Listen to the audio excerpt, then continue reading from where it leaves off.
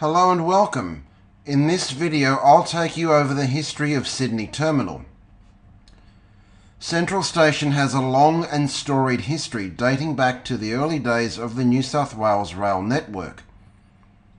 The Sydney Railway Company had been formed in 1849 to build a railway from Sydney to Parramatta. Another company was established in 1846 and called the Great Southern and Western Railway Company, which will be discussed in another video. In 1850, the Sydney Railway Company began work with a big celebration, possibly in Cleveland Paddock, attended by dignitaries including the governor's daughter, who turned the first sod. Sadly, the company's good fortunes didn't last, as it often suffered financial problems. In 1855, the company defaulted on its loan repayments, leading the colonial government of New South Wales to take over construction of the railway, becoming the first in the empire to do so. Originally, the Sydney Railway Company had planned a much bigger, grander terminus, though due to their financial woes, the design ultimately chosen was a tin shed with a timber platform.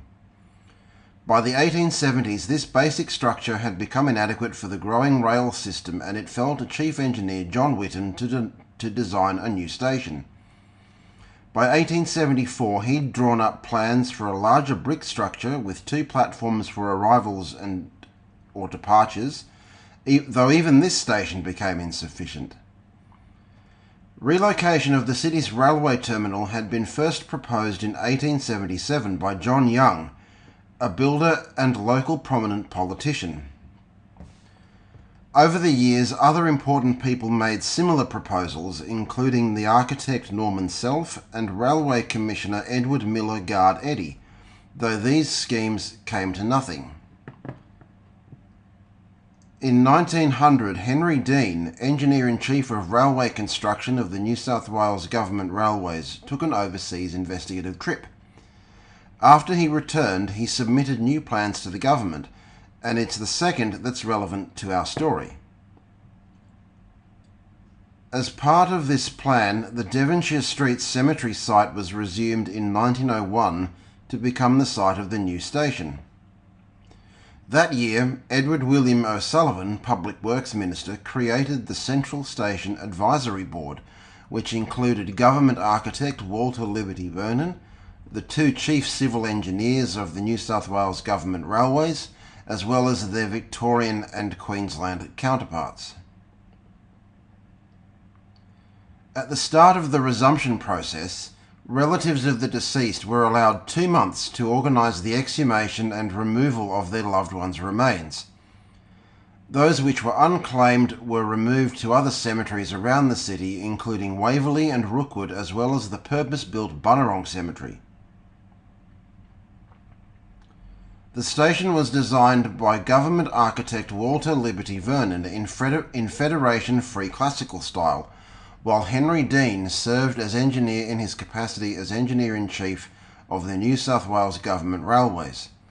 The new station opened to traffic on August 4, 1906, though passengers had to wait another day before they could use it.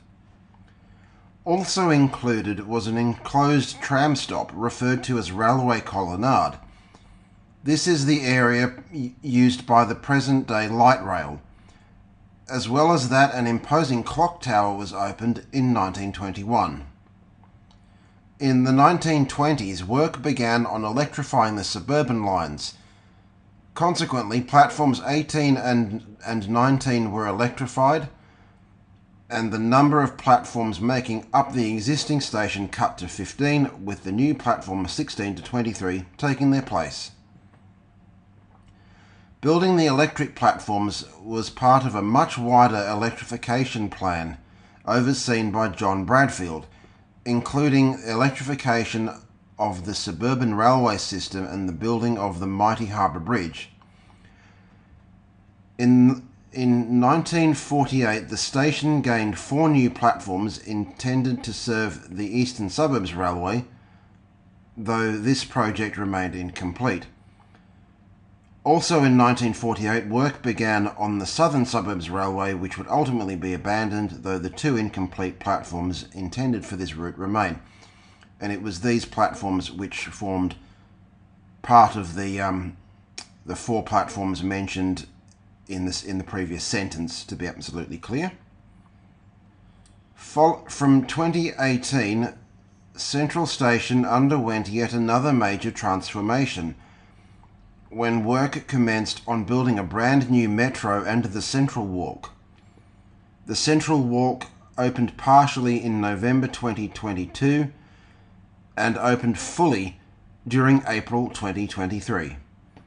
The metro platforms opened in connection with the new metro on August 19th, 2024, giving the station the Southern Hemisphere's longest escalators at 45 metres long and 27 metres tall. 118 years after opening, Central Station is an essential component of Sydney's public transport network, seeing millions of passengers each year. Thank you very much for watching, and please like, subscribe and comment, as it really helps with YouTube's algorithm.